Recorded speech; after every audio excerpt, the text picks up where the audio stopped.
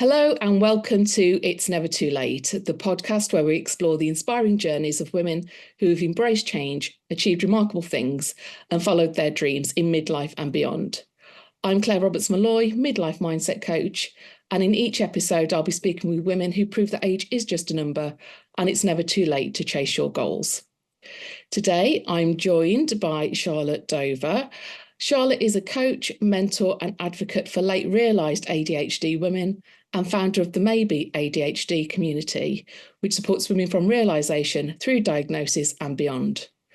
Having been diagnosed with ADHD herself at 36, she's spent the last 4 years learning, campaigning and educating to help others understand ADHD better.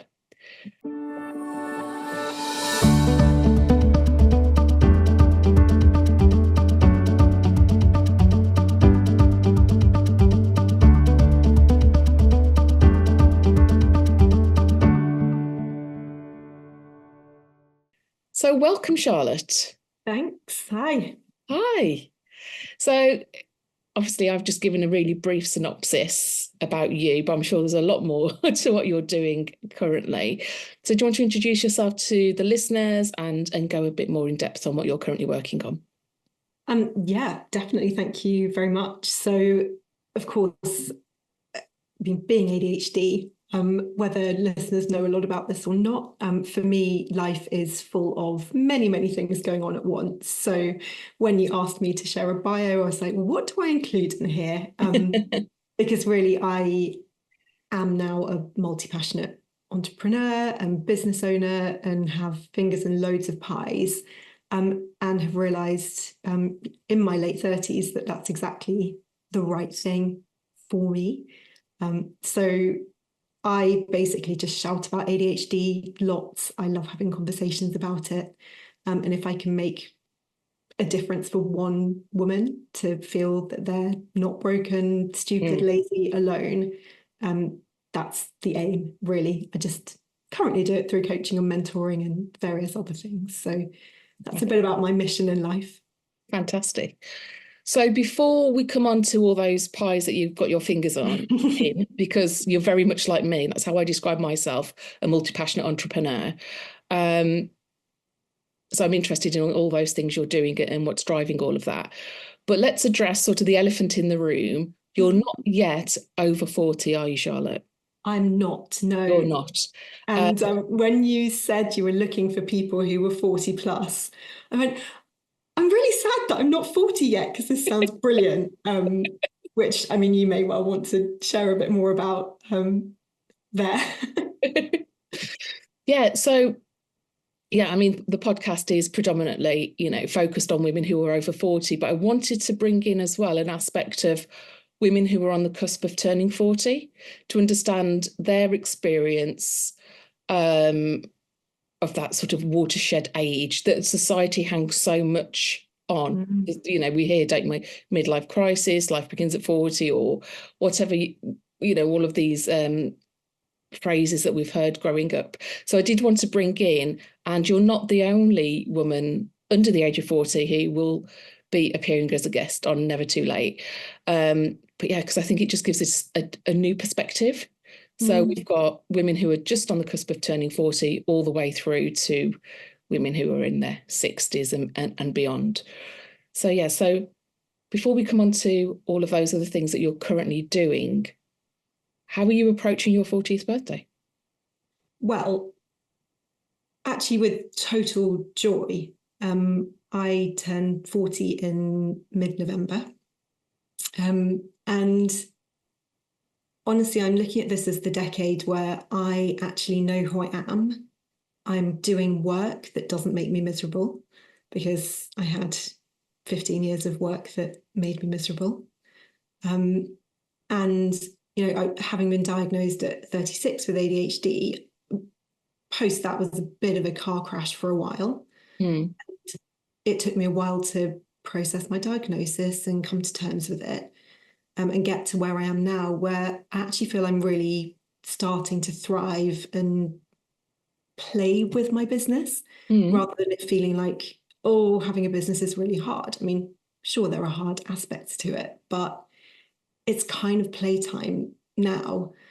And so I feel like it's perfect timing for me going into this next decade, that a lot of those questions about me as a person and my identity have been answered, but also a lot of the questions of what am I actually doing here? I mean, they still exist, of course, and I think they always will, but there's so much more clarity for me. So it just feels like, yeah, I'm stepping into this decade of more ease, maybe. I mean, ask me in 10 years' time, but that's how I'm approaching it. Yeah. No, that's great to hear, because I know so many women get really hung up on it, and they feel like I think from women I speak to, they either approach their 40th birthday with absolute doom and gloom because they feel their youth has been completely lost and everything's over, and it's too late for them. Or like yourself, they have this refresh, almost this reboost of, actually, I've got a little bit more confidence now. I'm starting to understand a bit more about who I am and what I want out of life. And this is an opportunity for me to go and do that. And that theme of knowing yourself has come around in all of the episodes of the podcast so far. And it's great that you're getting there before you've even entered your 40s. So you're almost sort of that one step ahead. So tell me more about all these pies that you've got your fingers in, because I'm always excited about people's different portfolio careers or multi-passionate entrepreneurs. Yeah. Well, I think in a way I sort of need to go back a bit to explain what happened, because otherwise it's going to sound incredibly random, I think. But so I started training as a coach 9 years ago, trying to fix my own issues with food and eating. I was like, rather than getting help, obviously I'll go train as a nutrition coach, right? Same with exercise. I ended up training as a PT and a Pilates teacher because I wanted to help myself with exercise. So there were clues along, right? So I went through all these iterations of helping in some way, eventually got to life coaching about 6 years ago. And that kind of clicked. And I suddenly realized, no, this is what I want to do. And then the wibbly wobbly world of business growth as an ADHD when you're undiagnosed, it felt pretty much impossible. And that didn't really change until coming up 2 years ago. It was January 2023, when I finally, having processed my diagnosis, come to terms with it and started to live as neurodivergent me. It's like, now I'm ready to actually go, hang on, all my clients are also neurodivergent. So I sort of boldly stepped into that at that point, and my business just changed. And there wasn't this struggle with client acquisition that I'd always found before. And what that meant was that some of the other ideas that have been in my brain for years could come to life. So one of those things, which I'm super excited to be launching actually to my wait list tomorrow, and to the wider world in the next few weeks, is a subscription box for maybe ADHD women, which actually doesn't exist in the world, as far as my research tells me. And this is a passion project that's been on my mind for a couple of years, and I've finally made that happen. I'm also doing a lot more speaking, both on podcasts, but also on stages, which terrifies me, but also is really exciting because I get to, again, share a story with people, help feel more connected, more understood. And I'm actually also in the process of trying to expand my coaching business so that we can provide a really safe space for people to come to for coaching, whether they work with me or someone else, one of my associates, because the world of coaching and ADHD coaching in particular can be a bit like the Wild West when it comes to knowing how well qualified people are to support those who are, actually quite vulnerable sometimes when we're dealing with neurodiversity. So those are a couple of really exciting projects. And I mean, there are other things, but it's probably enough to be getting on with. Fantastic. Wow, how exciting. So tell me more about the subscription boxes. What's in them and how do they benefit women with ADHD? So they are essentially a sort of self-care plus box. So it's called the dopamine delivery. And that's what I want it to do, is just be a little box of joy for people. And it will be a combination of self-care, productivity, and just joy-bringing things. But also each box will be a specific tool to help you play with how your ADHD brain works, maybe to help you prioritize or make decisions. So you'll start to build a toolkit through being a subscriber. And there are also going to be bonus workshops and things for people, some about ADHD, some just to learn new skills, and also bringing together a community. So whilst you'll receive a physical box, there's actually going to be so much more around it. And again, it's about creating that space where people feel that they're welcome, whilst also having a bit of fun and some nice things to use. But I'm determined they've got to be ethically sourced and actually useful and not just tapped. So there's been so much thought going into how I can do this in a way that isn't just me going, hey, I'll do loads of work, and actually there's no return on it. So it's been far more complicated than I thought it would be, but so much fun. Amazing. To put it together. So I'm really excited about it. Very excited. I might have to get my hands on one. So we've talked a lot around ADHD and diagnosis.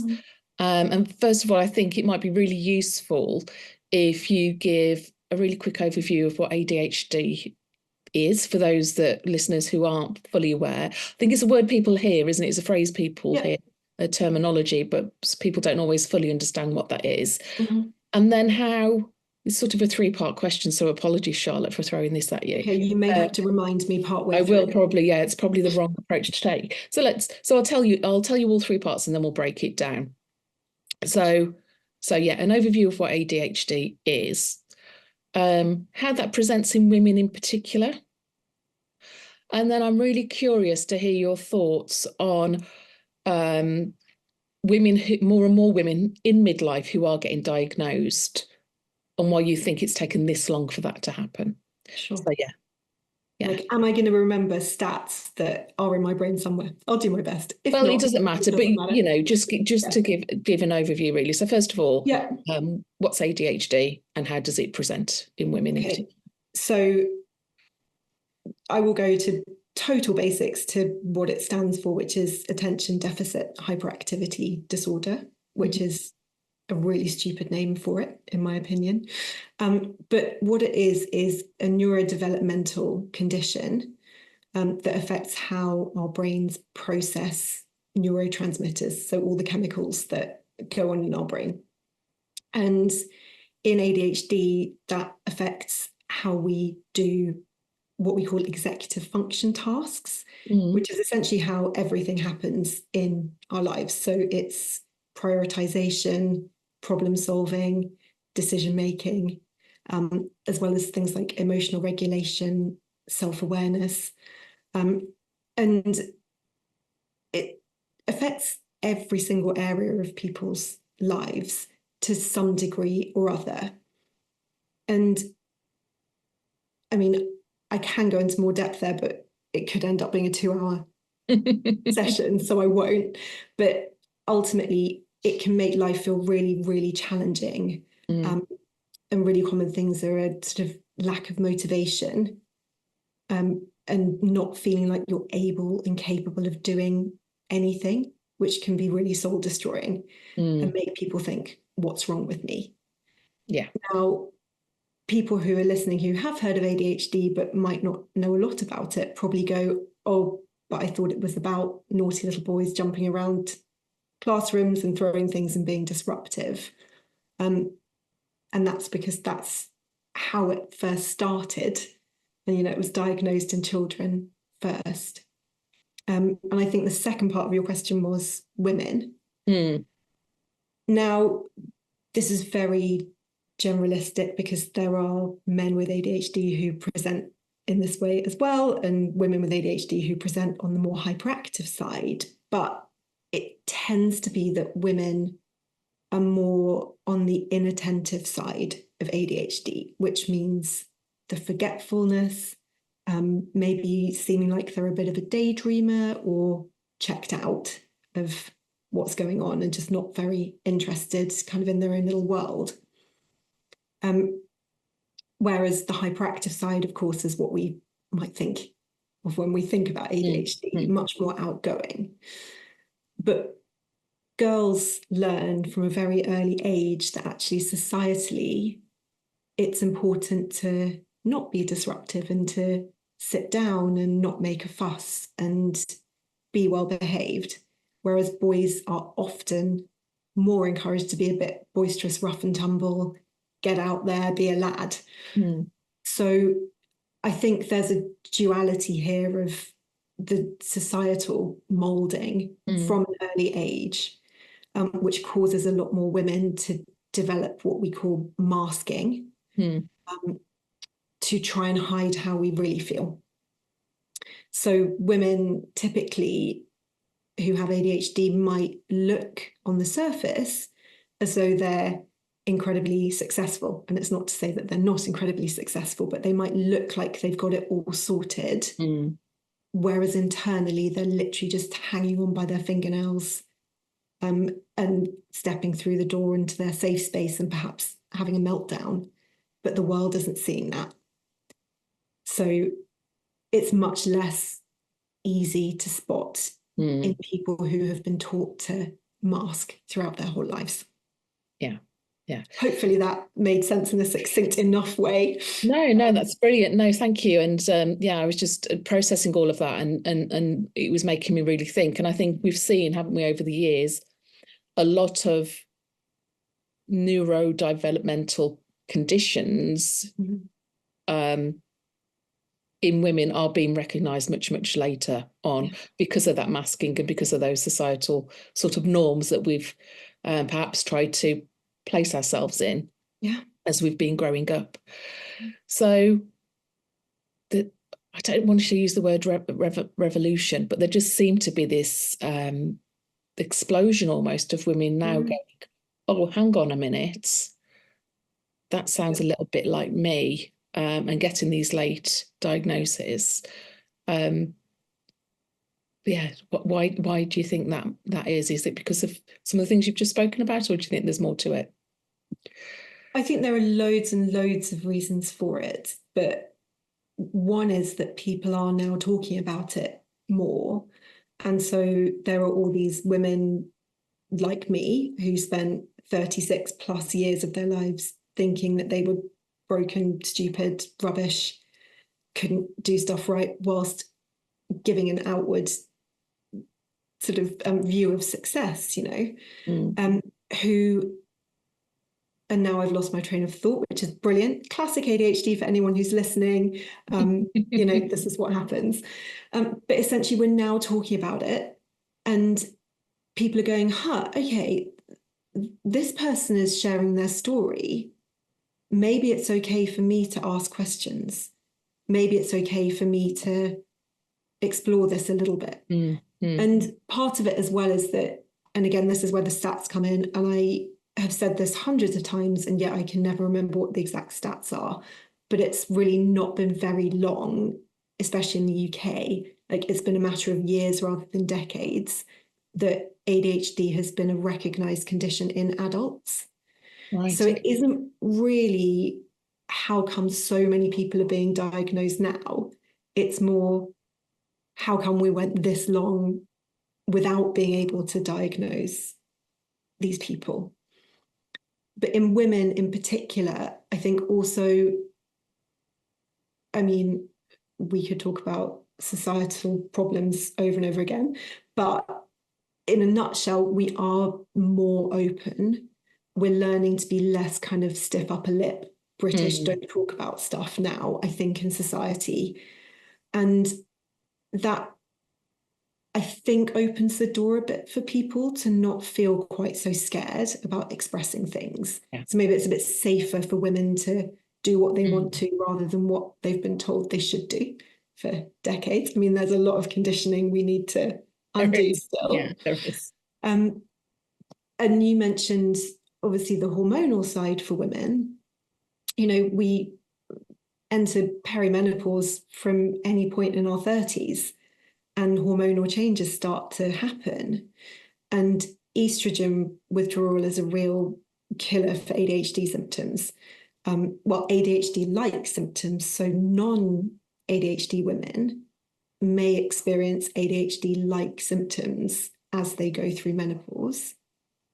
ADHD women who've been just about holding it together until they hit perimenopause, once they also start to experience that estrogen withdrawal, everything gets even worse. And their symptoms are sort of doubled. So people who've been coping suddenly feel like they can't cope, and they're starting to ask questions and look for an answer as to why they feel like their whole life is crumbling around them. So that's the kind of women side of things, really. Oh, no, that's fantastic. Thank you for clarifying. And in terms of some of those ADHD-like symptoms, are you meaning things like forgetfulness and so forgetfulness, brain fog, complete decision paralysis, low mood, lack of motivation, just feeling as though nothing is really fitting together, losing time, kind of blink and a day's gone and you think, what have I done? Which could also be a working memory problem, because chances are you've done loads, but if your working memory is impacted as it is in ADHD, you might start to think, oh, I never get anything done. And everything's exacerbated. And I think one of the important things to say here as well is that almost every ADHD symptom is a human trait, because we're all humans first. It's just that things with ADHD are magnified hugely. So, for example, everyone forgets things sometimes. Like, we've all walked into a room and gone, why am I here? I've gone up and down my single flight of stairs from kitchen to bedroom to get something 12 times on repeat, because every time I've started going up the stairs, my brain's got distracted and I can't remember why I went there. So that's the sort of, and I mean, I'm actually serious about the 12 times. It's not an exaggeration. So it's that kind of magnification. And again, when we hit those hormonal changes, the magnification of these challenges happens, and can be quite hard to deal with. And in fact, most of my clients are actually at that stage. I know we've said, oh, I'm not yet in my 40s. Actually, most of my clients are in their 40s, 50s and beyond. My oldest client was in her 70s and had just been diagnosed. So there are women of all ages realizing that actually they don't have to keep putting up with shutting up. They can actually talk about their challenges and get help. Well, it's really important, isn't it? And you spoke about it there as well, perimenopause and menopause. It's all these things that we're becoming much better at talking about and being open about, which then gives everybody else confidence around us to, as you say, to start talking about these important issues. But I liked what you said about ADHD. I can't even say it now. ADHD traits being human traits. And I remember earlier this year, I went to see, I had an appointment with a my consultant, and he asked me about my memory and brain fog. And I said, well, and at the time he was diagnosing me with fibromyalgia, and that's a key symptom of fibromyalgia. And he said, do you have forgetfulness and do you have brain fog? And I said, well, I'm a 47-year-old woman who's perimenopausal, who's had COVID at the time 5 times, now 6 times.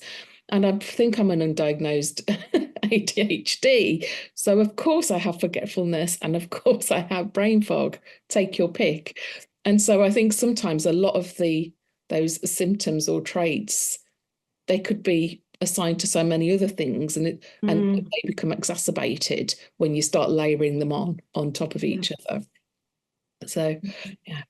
So, well, that's a major problem in general, actually. So with women as well, a lot of women are misdiagnosed with anxiety, depression, a whole host of other things because their ADHD is undiagnosed. Now, that's not to say that they're not experiencing anxiety and depression, but it might be that the root of those things is actually the fact that they feel pretty terrible about themselves because they're trying to force themselves to be neurotypical when they're not. Yeah. And they need to work with their brain in a different way. So, of course, they feel anxious and depressed. They don't understand what's going on and they feel helpless to change it. So that co-occurrence that you've just mentioned, I know it was in a different context, but that's also so important to think about. And I know so many in general.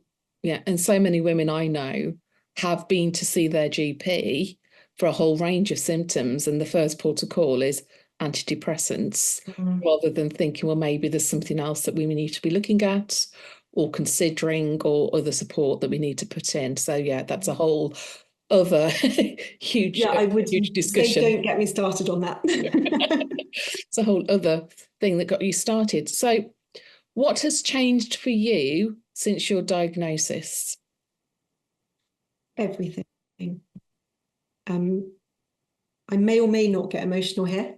Okay. Probably I'm getting emotional. I say that my diagnosis has given me the gift of self-compassion. I didn't know what that was before. I constantly beat myself up and measured myself as not good enough. But now I can actually understand that, one, none of this is my fault. None of it is anyone's fault. It's just the way we're built. And actually that the problem is not me, it's the systems and the societies that we live in. I can choose to create my own little ecosystem where most of the time I can actually work to my strengths. And I have a lot of strengths. It's just that I wasn't taught that those were the important strengths. And so my communication has improved. So my relationship with my husband is so much better than it's ever been, because I'm not losing my temper all the time because I'm frustrated because I don't understand what's going on. I have much better relationships with friends because I organise to see them one-on-one rather than trying to have a conversation with 15 people all together where I cannot grasp any of it and it gets too much. I now have a better relationship with food because I understand a lot of my food challenges were dopamine seeking.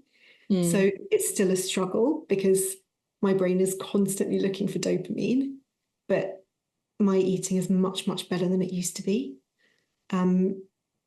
Just the way that I look after myself, talk to myself, and the way that I can work. I have a business that works for me because of my diagnosis. If I hadn't been fortunate enough to be in a conversation where I had a mic drop moment that was, wow, this is what's going on for me, I might not be diagnosed. I might not have been able to make these changes. So that's what's so important. And I guess my ability to just turn up as I am and share my story, probably forget half the things I meant to and add a load of other stuff in, it doesn't matter anymore. That's just how I operate. And I just don't fight it now. I work with it.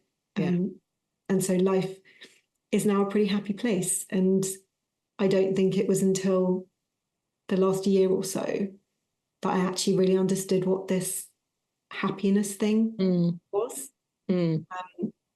Which sounds very sad to say it, but I thought I was happy enough, but actually now I really understand that. So yeah, everything. Yeah. I think, there's always this thing about finding happiness, isn't there? And that definition of happiness. And I I always think that when people are saying they want to be happy, actually what they want is to feel content and like they have purpose and like they Yeah. belong and that and things around them make sense. Yeah. I call it sort of being more in flow with yourself, when you're in flow. Yeah. And also just not feeling unhappy. Yeah. I think often when people say they want to feel happy, it's actually just that they're not feeling happy Yeah. at the moment. Because, Yeah, content is. yeah. Because that's part of it, isn't it? People can tell you they feel unhappy, but rarely when they're happy will they recognize it. Mm, It's just an absence of unhappiness for some yeah. people as well. So yeah, it's yeah, so it's yeah, I think it is being yeah, content. And see, I've lost my train of thought now as well, because there was something else you said that I thought, oh, that's and it will come back to me because it always does. But Even if we have to come back and record another one because it's come back yeah, to you in it 2 weeks' it time, it, it's it does. fine. But yeah, I think sometimes my brain's going, oh, and that and that and that and that and that and that's interesting and that's interesting, and let's come back to that and circle round. But yeah, these things happen. And I think what you said about being authentic and showing up as yourself has been another common theme through all my conversations with women. And I always pick a word of the year, and my word this year was unapologetic. It was to show up as unapologetically me. So if things aren't perfect or I make a mistake or I lose my train of thought while recording a podcast, that's absolutely okay, because Yeah. actually it's relatable, because so many of us out there are experiencing exactly the same thing. Yeah. And And we my train need of more thought, realness. we do need more realness. And my train of thought has come back to me. And you spoke about a mic drop moment that made you think, actually, I'm going to seek a diagnosis. Yeah. And I'm just hoping for any listeners that this might be their mic drop moment where they go, that sounds like me. Or actually, I'm really struggling. Some of it sounds like me, not all of it, but I'm going to go and find out more and see if I can get that help and support. Because I think like anything, whatever it is, there's always extremes, aren't there? And there's that, they talk about a spectrum. And so people can have different experiences. Doesn't mean that everybody with a diagnosis is going to have exactly the same experiences. No. So it's a very individual diagnosis and a very different individual experience that people will be having. Yeah, because we can't separate it from our life experiences as well. So it's like you've met one person, you've met one person. Mm. Therefore, you've met one person with ADHD, you've met one person with ADHD. Yeah. So it's just remembering that we're all different and kind of breaking out of that, trying to be the same as others around us. It's just very liberating, It is. And you also mentioned that you've created this space around you and your business around you that supports you and gives you what you need without any, and it's a structure that works for you. So talk to me a bit more about that, and how you've created a business that works for you. Well, in fact, one of the things to throw in here is that actually a huge part of what has helped me create this business is that I was able to access to work funding, which has meant that I have a virtual assistant who helps me manage my diary, because actually managing my own time is not one of my strengths. So that's been a big pivotal part of being able to take on more. But I now very much work with my capacity and my energy rather than my time. I don't have time expectations on myself. I think, how am I doing energy wise? And different things energize me at different times. And so rather than having a week that looks exactly the same every day or a month that looks exactly the same every week, I'm going, okay, how do I want to do this? And I let myself be flexible. I have rules about how many calls I'll have each day so that I don't end up talking and talking and talking and then crashing. I make sure that I'm building in break times, because if I don't do that, I will work through because I'll probably hyper focus on something exciting, and then I won't eat or go to the loo or have any fresh air. So sometimes I have to use alarms, like actual loud alarms that make me get up to do anything. Mm. But that's great because I have a tool to help me do the things that I want to do. But I work from home. I don't see clients face to face because being in a face-to-face scenario where I need to manage myself is much easier in an environment where I know that unless something changes, which is out of my control, I know what it looks like, I know what it smells like, I know what the light's like, and I know what noises to expect. So I do that to give myself the gift of not going, what's going on, what's happening. And yeah, I do the things that I enjoy and find ways to make the things that I find difficult either easier or I get support with it. And I got support before I got my funding with Access to Work. I got support before I could justify it, but it made so much difference because actually that was the missing part, was trying to do the things that should be easy, but are really hard for someone with ADHD if planning and prioritization is not a natural strength, because I forget everything I've planned, basically. I'm like, woohoo, let's plan this. I'm like, okay, what are we doing again? I needed someone to help me actually implement things. Yeah, that's great, isn't it? And I think something else that can be quite common in women, especially if you're a business owner, is thinking that you have to do everything yourself. And not taking that step to get that support in place. And I talk a lot around zone of genius. So your zone of genius will be working with your clients, will be, working on your business rather than necessarily sometimes in your business.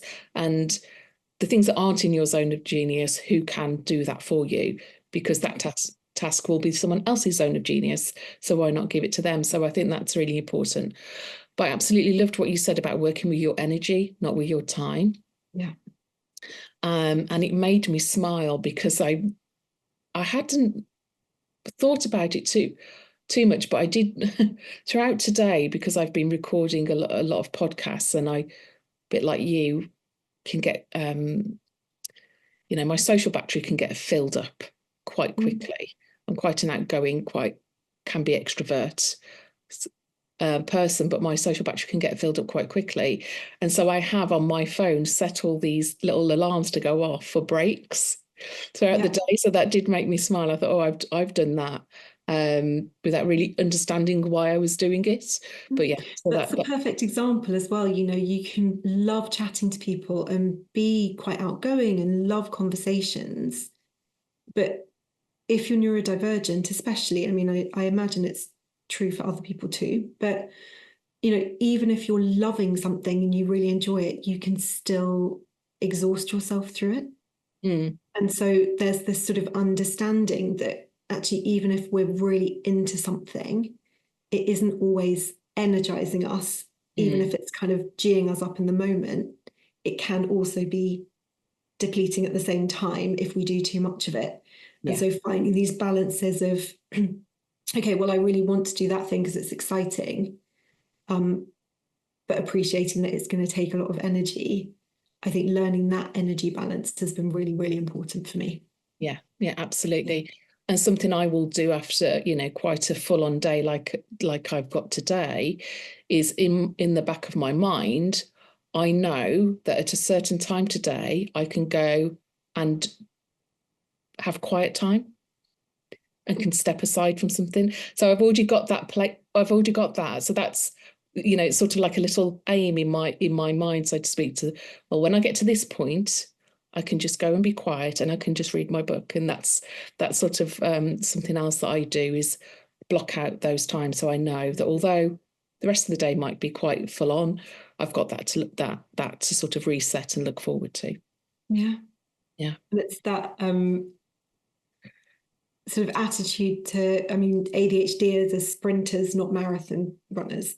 And I think a lot of the time when people realize how much they can accomplish in a short amount of time, they then get frustrated because they can't do that constantly. Because they sort of have this expectation of, oh, well, I should be able to do this because I can sometimes.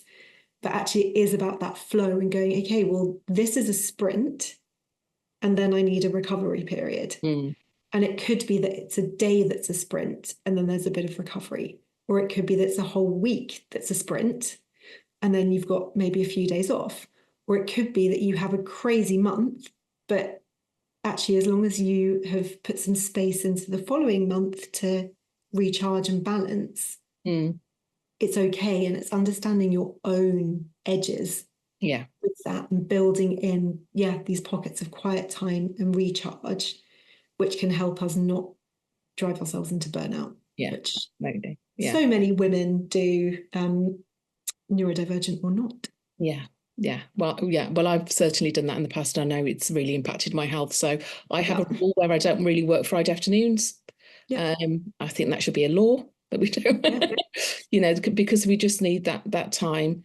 And then weekends, you're often feel under pressure to put family activities in or meet friends or do other social activities. So that's it's about finding those spaces of recharge and quiet, as you say.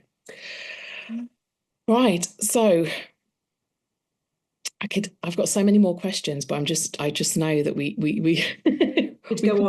could talk, I'm sure. So I want to thank you so much, Charlotte, for sharing your story and your insights today. It's been absolutely fascinating. And I think so many listeners will be taken away a lot today, whether they think they may have ADHD, whether they've already been diagnosed, whether they're considering being diagnosed, or whether they don't think that they may have ADHD. I think some of the techniques that you've talked around securing and protecting your energy and some of those other strategies and tools, I think will be useful for everyone listening. So thank you for that. But before we wrap up, I have one last question for you. And I'm asking you this, fully aware that you're still very youthful in your 30s.